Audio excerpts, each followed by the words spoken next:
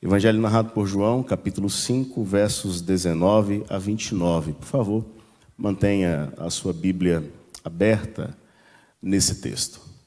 Nós, pastores, pregadores do Evangelho, nós somos ensinados a entender esse momento de uma maneira muito sublime.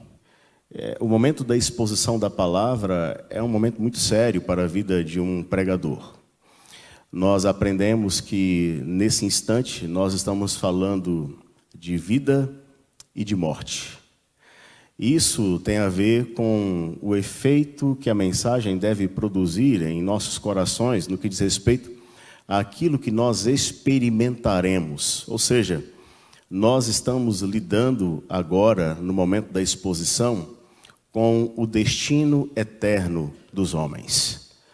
À medida em que ouvimos a exposição da palavra, nós devemos então entender que aquilo que está sendo pregado, aquilo que está sendo falado, tem uma importância muito grande para as nossas vidas. No texto bíblico que nós vamos estudar hoje, ao falar sobre vida e morte, nós veremos que as palavras narradas aqui nesse capítulo 5, dos versos 19 a 29, elas literalmente falam de vida e de morte.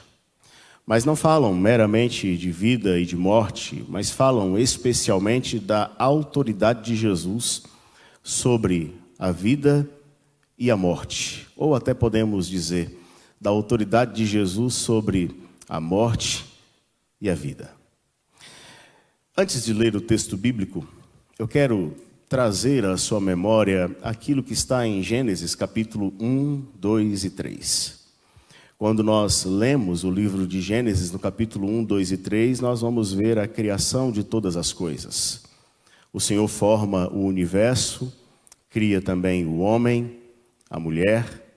E agora, no capítulo 3, nós contemplamos o homem e a mulher no jardim do Éden, sendo colocados ali para cultivar, para viver com Deus e para Deus, em obediência ao Senhor. Entretanto, você e eu sabemos que os nossos primeiros pais, eles desobedeceram à voz de Deus. Eles escolheram o caminho da desobediência. Ao escolher o caminho da desobediência, no capítulo 3 de Gênesis, é possível verificarmos algumas das sentenças pronunciadas por Deus que são aplicadas sobre o homem e também sobre toda a criação. Por exemplo, por causa da desobediência dos nossos primeiros pais, o Senhor declara: maldita é a terra por tua causa. Mas não somente isto. Dos versos 17 a 19 de Gênesis capítulo 3, o Senhor dirige a palavra mais precisamente ao homem, e ele declara ao homem algo que tem marcado a experiência humana desde então. O Senhor diz ao homem que ele é pó e ao pó voltará, tendo ali uma representação máxima da morte que o homem passou a experimentar por causa da sua rebelião, por causa da sua desobediência. Quando nós estudamos na teologia sistemática, Gênesis capítulo 3, é possível falar ali de 3 espécies de morte que o homem passou a experimentar. O homem passou a experimentar a morte espiritual, porque o relacionamento dele com Deus foi rompido. Agora o homem experimenta, por causa da desobediência, de inimizade com o Senhor. Há um abismo de separação. Mas é possível encontrar ali também, em Gênesis capítulo 3, a realidade da morte física. É pó e ao pó tornará. Bem como é possível encontrar ali em Gênesis 3 também a realidade da morte eterna. Quando nós lemos em Gênesis capítulo 3, especialmente no verso 15, quando o Senhor dá a promessa de salvação ou de redenção por intermédio daquele que haveria de esmagar a cabeça da serpente, o Senhor deixa claro que a partir daquele momento haveria uma distinção na humanidade. Aqueles que seriam os que criam na descendência ou no descendente da mulher, e por isso seriam então descendentes dele ou filhos de Deus, e aqueles que seriam a descendência da serpente, que não creriam na promessa dada por Deus e por isso seriam marcados pela morte eterna. Então, em Gênesis capítulo 1, 2 e 3, nós olhamos não somente a criação, mas nós também olhamos a queda, e quando olhamos a queda, vemos a realidade de morte espiritual, morte física e morte eterna, que passa a marcar a experiência dos homens, mas nós vemos ali também a promessa de redenção. A promessa de redenção. Talvez você esteja perguntando, qual é a relação de Gênesis 1, 2 e 3 com João capítulo 5, versos 19 a 29. Nós mencionamos anteriormente que nesse texto nós vamos observar a autoridade de Jesus sobre a vida e a morte. Então Gênesis capítulo 1, 2, especialmente o capítulo 3, servem como um pano de fundo para a gente entender o que está aqui em João capítulo 5.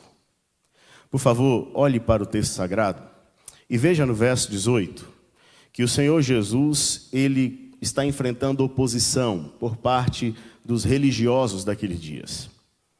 Eles não admitem o fato do Senhor Jesus ter operado cura em um sábado.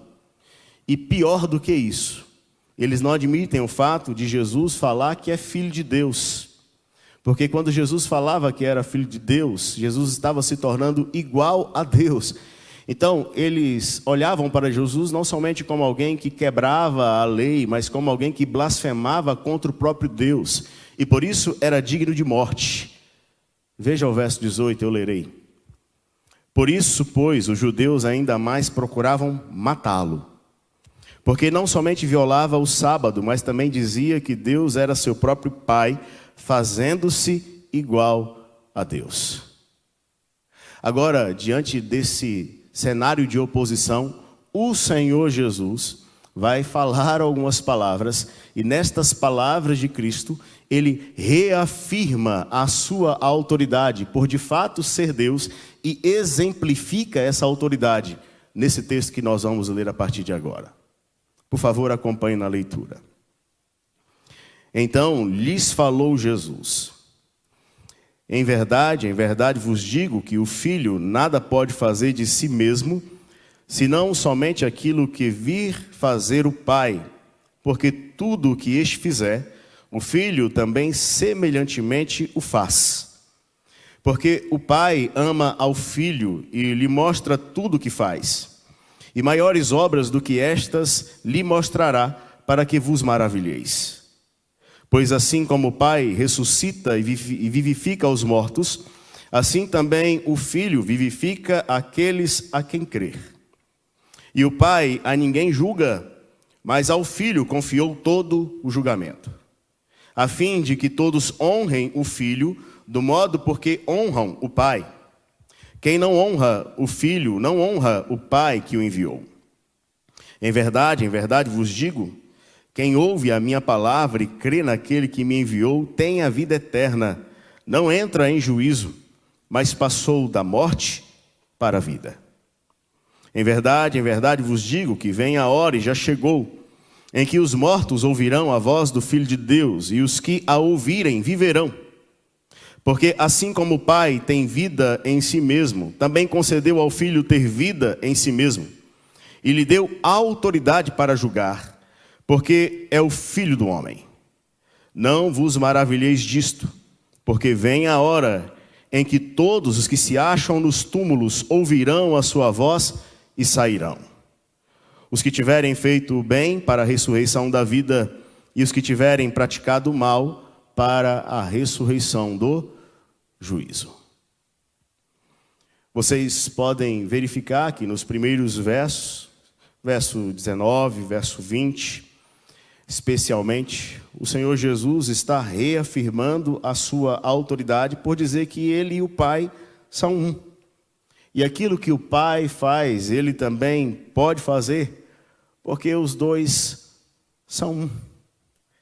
E agora então, depois de reafirmar essa sua autoridade por ser um com o Pai, Jesus Cristo passa a exemplificar a sua autoridade. E de que modo que Jesus exemplifica a sua autoridade nessa passagem, queridos? O Senhor Jesus fala da sua autoridade sobre a realidade espiritual, sobre a morte e a vida espiritual. O Senhor Jesus fala da sua autoridade sobre a realidade física, ou a morte e a vida física. E o Senhor Jesus fala da sua autoridade aqui sobre a realidade eterna, ou sobre a vida e a morte eterna. Eu quero que você mantenha a sua Bíblia aberta e veja no texto comigo esta exemplificação de autoridade que o Senhor Jesus dá nessa passagem. Primeiro, sobre a realidade espiritual, ou a morte espiritual, ou a vida espiritual. Vejam, por favor, o verso 21, e eu lerei também os versos 24 e 25. Pois assim como o Pai ressuscita e vivifica os mortos, assim também o Filho vivifica aqueles a quem crê. Agora versos 24 e 25. Em verdade vos digo, quem ouve a minha palavra e crê naquele que me enviou, tem a vida eterna. Não entra em juízo, mas passou da morte para a vida. Em verdade vos digo que vem a hora e já chegou, em que os mortos ouvirão a voz do Filho de Deus, e os que a ouvirem viverão. Quando você olha para o verso 25 e fala, os mortos ouvirão a voz do Filho de Deus, e os que a ouvirem viverão, esses mortos que estão sendo mencionados aqui no verso 25, são os mortos espirituais, ou aqueles que estão espiritualmente mortos. Por isso que Gênesis 3 foi importante. A realidade do pecado trouxe morte espiritual a todos os homens. E todos os homens que nascem depois de Adão e Eva, nascem mortos espiritualmente. O que quer dizer isso? Todos os que nascem, já nascem experimentando de inimizade com Deus, experimentando do abismo ou do afastamento do Senhor. Nós não nascemos em um estado de santidade, não mais. Nascemos em um estado de pecaminosidade. É por isso que Davi fala no Salmo 51 que em pecado me concebeu a minha mãe, fazendo referência à realidade da morte espiritual. E o Senhor Jesus está falando aqui que o momento já havia chegado. Ora, esse momento já havia chegado é uma referência ao ministério dele e ao anúncio que ele está fazendo aos homens dos seus dias. É possível que você observe no verso 21 e também no verso 24, como também no verso 25, que esta vida, ela é recebida pelos homens à medida em que eles ouvem a palavra anunciada por intermédio do Filho de Deus, ou a palavra que aponta para o Filho de Deus. Basta você olhar para o verso 24, e o verso 24 diz, quem ouve a minha palavra. Só que não é simplesmente ouvir. No verso 24 também diz crer. Então é receber a palavra de Cristo e crer na palavra de Cristo. Aqueles que ouvem esta palavra, estando em um estado de morte espiritual e creem na palavra que lhes está sendo anunciada, eles saem então do estado de realidade de morte espiritual e passam a desfrutar de vida espiritual diante do Senhor. Talvez isso esteja muito complexo, muito difícil. Nós vamos exemplificar de um modo muito simples, não com as minhas próprias palavras, mas com as palavras do apóstolo Paulo. Se você quiser, você pode abrir a sua Bíblia em Efésios capítulo 2. O apóstolo Paulo escreve em Efésios capítulo 2 que aqueles que estão em Cristo, os salvos, no caso ali os membros da igreja de Éfeso que haviam confessado Jesus Cristo como Senhor e Salvador das suas vidas, aqueles que ouviram a palavra da verdade, o evangelho da salvação, conforme está escrito no capítulo 1, versos 12 e 13 de Efésios, e creram em Jesus. No capítulo 2 diz que eles passaram da morte para a vida. Estando vós mortos nos vossos pecados e delitos, o Senhor lhes deu vida juntamente com Cristo. Pela graça sois salvos. Isto não vem de vós, é dom de Deus, não por obras, para que ninguém se glorie. O que nós notamos ali em Efésios é que Paulo está dizendo sobre o estágio de vida dos cristãos antes de conhecerem a Cristo e depois que conheceram a Cristo. E o que é que nós aprendemos? É que aqueles que estavam mortos espiritualmente viviam com seus corações voltados para a prática do pecado e tinham deleite nisso, porque eles não entendiam que a prática deliberada do pecado era uma afronta ao Senhor. E eles viviam neste pecado, estando em morte espiritual. Entretanto, Deus, pela sua graça, infundiu vida e chamou aqueles que estavam mortos espiritualmente para a vida espiritual. E agora, eles não vivem mais aprisionados pela realidade do pecado. Eles não vivem mais debaixo da condenação do pecado. Ainda que experimentem da influência do pecado, receberam liberdade em Cristo e não estão mais mortos espiritualmente falando. Assim, queridos, aconteceu com todos os que creem em Cristo também em nossos dias. Eu posso dizer de modo muito claro que estive morto, mas agora estou vivo. Por causa da obra de Cristo e da autoridade de Cristo para me conceder vida espiritual. É o Senhor Jesus quem tem autoridade para nos dar essa vida. Aqueles que recebem essa vida são verdadeiramente transformados. Não dá para dizer que recebemos vida espiritual e continuar vivendo como morto espiritual. Isso me faz lembrar uma historinha que é contada, atribuída ao período dos dias de Charles Spurgeon. Conta-se que Spurgeon certa vez estava passeando pelas ruas e alguém gritou para Spurgeon: Spurgeon, eis ali um dos seus conversos, apontando para um homem bêbado na sarjeta. Aquele homem frequentava certamente as reuniões de Spurgeon e ouvia o príncipe dos pregadores pregando. E alguém então aproveita daquele momento para acusar Spurgeon, né? E o ministério de Spurgeon: Spurgeon, eis ali um dos seus conversos. Ao que o Spurgeon se volta para essa pessoa e diz assim: certamente, ele é um dos meus convertidos. Porque se ele fosse um convertido de Cristo, ele não estaria ali. Porque ele saiu da morte espiritual para a vida espiritual. Ele não estaria ali. Aqueles que saíram, então, da morte espiritual para a vida, não vivem mais como viviam antes. Agora, vejam no texto também a autoridade de Cristo no que diz respeito à morte ou à vida física. Por favor, olhem comigo os versos 28 e 29. Versos 28 e 29. Diz assim: não vos maravilheis disto, porque vem a hora em que todos os que se acham nos túmulos ouvirão a sua voz e sairão.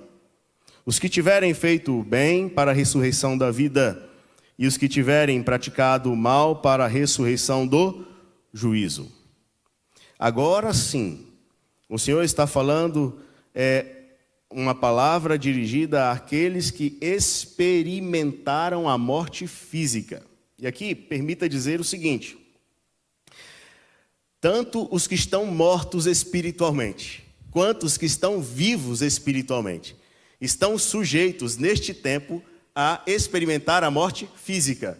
Tudo bem? Ficou claro? Ou seja, eu acabei de falar que eu acredito sinceramente que o Senhor me deu a vida espiritual, mas eu não sei o que será dos meus dias ou das minhas próximas horas, dos meus próximos minutos. Se o Senhor decidir me chamar à sua presença, eu experimentarei a morte física. Quantas pessoas que nós conhecemos, quantas pessoas que nós amamos, que já foram chamadas à presença do Senhor e experimentaram a morte física, mesmo sendo pessoas que receberam vida espiritual. Muitos. Pessoas queridas que estiveram no nosso meio, que nos ensinaram de formas extraordinárias sobre princípios de vida, sobre o Evangelho. Pessoas com as quais convivemos, abraçamos, choramos juntos, sorrimos juntos, mas que agora não estão mais em nosso meio, partiram, não estão mais conosco. Agora no verso 28 e no verso 29, o Senhor Jesus está chamando a atenção para esta realidade de morte, a morte física. Por que é possível falar que é sobre essa morte que Jesus está afirmando aqui, ou ensinando aqui? É simples, o verso 28 diz: todos os que se acham nos túmulos ouvirão a sua voz e sairão. Túmulos aqui agora é uma referência literal para o lugar onde os corpos são depositados. Então, Cristo agora está chamando a nossa atenção para essa realidade da morte física. Só que tem um detalhe, o texto está dizendo assim, não vos maravilheis, porque vem a hora. É curioso, porque anteriormente o Senhor falou que a hora já havia chegado de trazer vida espiritual. Mas no que diz respeito a trazer a ressurreição do corpo, o Senhor está dizendo, vem a hora. Não chegou ainda, chegará. Onde todos os que se acham nos túmulos ouvirão a sua voz e sairão. Eu quero que você preste atenção em uma palavra que está aqui. Todos. A palavra todos aqui no verso 28. Ela é de fato toda inclusiva. Não temos como fugir disso. E a prova evidente de que ela é toda inclusiva é o verso 29. Porque no verso 29 fala daqueles que ressuscitarão para a glória e daqueles que ressuscitarão para o vexame. Então todos aqueles que morreram, todos, em todos os tempos, em todos os lugares, todos haverão de ressuscitar. Todos haverão de ressuscitar.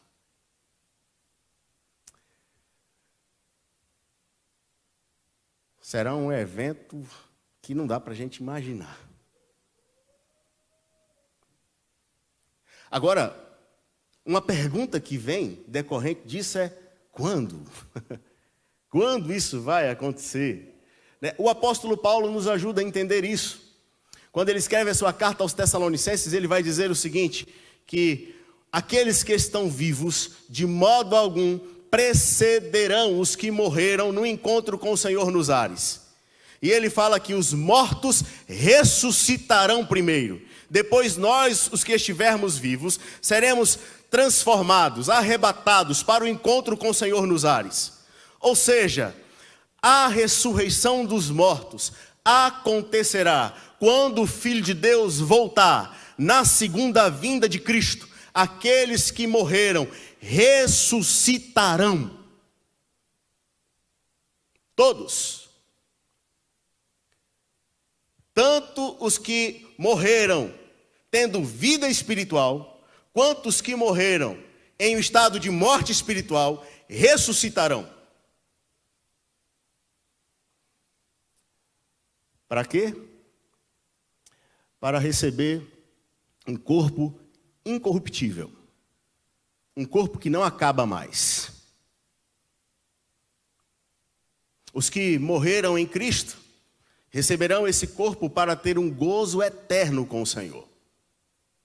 Os que morreram sem Cristo receberão esse corpo para ter um tormento eterno, recebendo o derramamento da ira de Deus sobre as suas vidas.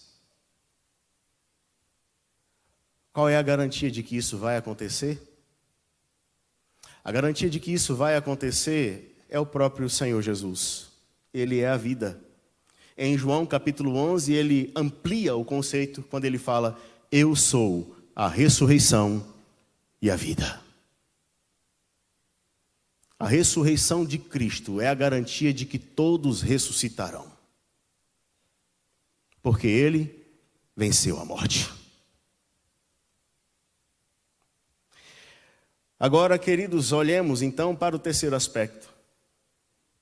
A questão da vida ou da morte eterna, que de certo modo nós até já mencionamos alguns detalhes, mas olhemos para outros. Por favor, me acompanhem. No verso 21 até o verso 23, e depois eu lerei também o verso 27 e o verso 29. Verso 21 ao 23 diz: Pois assim como o Pai ressuscita e vivifica os mortos, assim também o Filho vivifica aqueles a quem quer. E o Pai a ninguém julga, mas ao Filho confiou todo julgamento, a fim de que todos honrem o Filho do modo por que honram o Pai. Quem não honra o Filho, não honra o Pai que o enviou. Agora verso 27 e também o 29. E lhe deu autoridade para julgar, porque é o Filho do homem. Verso 29. Os que tiverem feito bem para a ressurreição da vida, e os que tiverem praticado o mal para a ressurreição do juízo. Eu quero que você olhe mais uma vez para esses versos e veja aqui a palavra que se repete. Há uma palavra que se repete, a palavra é julgamento, juízo. O Filho agora é o juiz. Você lê isso aqui. E a ideia agora é a seguinte. Por favor, me acompanhe nessa lógica. Em Adão, todos nós morremos.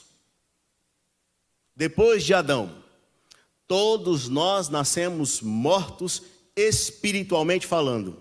E o homem passou a experimentar a realidade da morte física, sendo também ao homem possível morrer eternamente. Ó, pastor, mas por que possível? Porque nem todos os homens morrerão eternamente. Em Adão, então, nós enxergamos a derrota. Agora, quando nós olhamos para o segundo Adão, Jesus Cristo, o que é que nós vemos em Jesus Cristo? Perfeita obediência. O que é que nós vemos em Jesus Cristo? Ele é a ressurreição e a vida. O que nós vemos em Jesus Cristo? A autoridade para conceder vida. O que nós vemos em Jesus Cristo? A autoridade para encerrar o homem na eternidade. Seja ela no gozo ou no sofrimento. É por isso, então, que agora o Senhor Jesus está falando sobre esta autoridade que o Pai lhe confiou. A autoridade de julgar. Enquanto o Senhor Jesus está com os homens nesse primeiro momento, na sua primeira vinda, Ele está levando aos homens a mensagem de reconciliação, a mensagem de salvação, de redenção, para que os homens se arrependam dos seus pecados, se voltem para Ele, creiam nele. Entretanto, quando o Senhor Jesus regressar, quando Ele voltar, a sua segunda vinda, Ele se manifestará como o grande juiz. E agora então o destino eterno dos homens será selado de uma vez por todas. É por isso que o tempo oportuno para experimentarmos de vida é esse, é agora.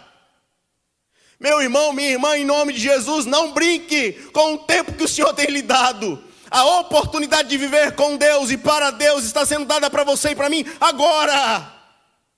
Nós não podemos esperar o dia do aparecimento do Filho de Deus em glória para nos lançar em quebrantamento esperando achar salvação naquele dia. Não!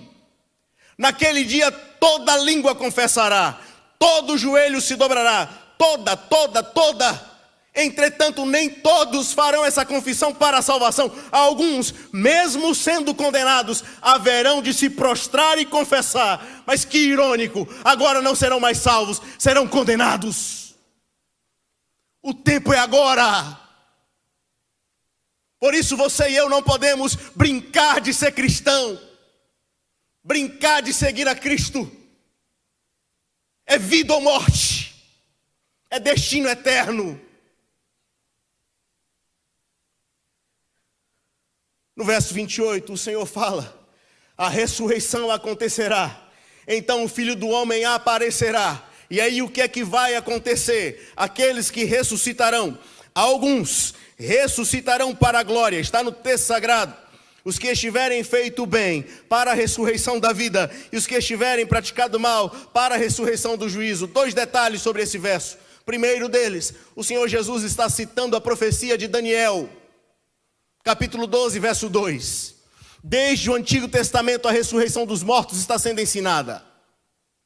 Segundo detalhe, não entenda aqui praticar o bem e praticar o mal como um ensinamento de que a salvação é pelas boas obras. Não é nada disso. Lembra-se que eu falei de Efésios capítulo 2? Lá em Efésios capítulo 2 fala que nós estávamos mortos, recebemos vida, pela graça fomos salvos e agora fomos dados por Deus para a prática das boas obras. Então o que é que antecede?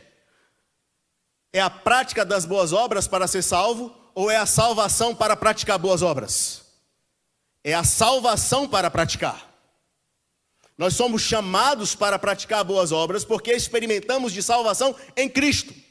Então não são as boas obras que nos levam à salvação. Se fôssemos salvos por boas obras, a salvação não seria de graça. E se fôssemos para pagar pela salvação, todos nós seríamos condenados ao fogo do inferno, porque não há nada de bom em nós que seja suficiente para pagar a salvação. Mas é de graça. Fomos salvos. Agora, uma vez salvos, devemos praticar as boas obras. O que é que nós estamos entendendo aqui? É que as boas obras funcionam como uma evidência de que fomos salvos. Não é uma garantia de salvação, mas é uma evidência. Porque fomos salvos, praticamos boas obras. E aí então, o que nós estamos enxergando no verso 29 é: estas evidências estarão sendo pesadas na balança. E não se assuste, porque é exatamente o que está em Mateus capítulo 25, quando fala sobre o grande julgamento. Estive preso, fostes ver. Estava com sede, me deu água. Estava com fome, me deu comida. Lembram-se disso? Evidência. E aí então será possível olhar para os frutos da minha vida e os frutos da sua vida. E o Senhor, o justo juiz, haverá de entregar a cada um segundo estas evidências. Não haverá para você e para mim, naquele dia, nenhum fator de apelação diante do tribunal. E aqui você enxerga então esses 2 destinos eternos. Quais são os 2 destinos eternos? Nós temos aqui a ressurreição da vida, que é uma referência à vida eterna com o Senhor. E nós temos aqui a referência à ressurreição do juízo, que é o recebimento da sentença, de que estaremos então afastados do Senhor, ou de que aqueles que não receberam a Cristo estarão afastados do Senhor, em evidência de misericórdia, de graça, de amor. E estarão diante dele somente recebendo a ira. Permita clarear isso aqui um pouquinho mais para vocês. O que nós temos aqui, em outras palavras, é aquilo que o Senhor Jesus disse que falará, como justo juiz naquele grande dia. Ele falará para alguns: vinde benditos de meu Pai, para o reino que vos está preparado desde a fundação do mundo. Entrai no gozo. Vamos viver juntos eternamente. Mas o que está aqui é aquilo que também o Senhor Jesus diz em Mateus capítulo 25. Apartai-vos de mim, malditos, para o fogo eterno, o qual está preparado para o diabo e os seus anjos. A condenação. Por que o Senhor Jesus pode falar assim? Porque ele recebeu a autoridade dada pelo Pai sobre a vida e sobre a morte. Seja a realidade espiritual, seja a realidade física, seja a realidade eterna, de vida ou de morte, está debaixo da autoridade de Jesus Cristo. Eu concluo, queridos, dizendo ao seu coração. A você que já recebeu vida espiritual, louve ao Senhor, agradeça. Você, assim como eu, estava morto espiritualmente falando. Não tinha nada para oferecer ao Senhor. E Ele, por amor, foi ao seu encontro e te deu vida. Pela graça. Engrandeça Ele. E uma das melhores maneiras que você e eu temos de engrandecer ao Senhor pela vida que Ele nos deu, sabe qual que é? É vivendo uma vida digna diante dEle. Para que os homens em nossos dias saibam que Jesus Cristo continua chamando mortos à vida. Mas eu também quero dizer a você, quando nós estudamos um texto como esse, nós somos confortados. Porque aqueles que nós amamos e que já foram chamados à presença do Senhor, eles continuam sendo guardados pela mão poderosa do Senhor. Eles desfrutam conscientemente agora de uma vida de gozo com o Senhor e desfrutarão conscientemente depois de uma vida completa de gozo com o Senhor quando a ressurreição dos mortos acontecer. Há esperança para aqueles que partiram, há esperança para os que aqui estão. O Senhor não é Deus de mortos, Ele é Deus de vivos. O Senhor Jesus confrontou os saduceus dos seus dias dizendo isso. Vocês não ouviram, vocês não leram o que está no Antigo Testamento, que Deus é o Deus de Abraão, de Isaac e de Jacó. Ele não é Deus de mortos, mas é Deus de vivos. Eles estão vivos com o Senhor. Então nosso coração tem que ser confortado, consolado.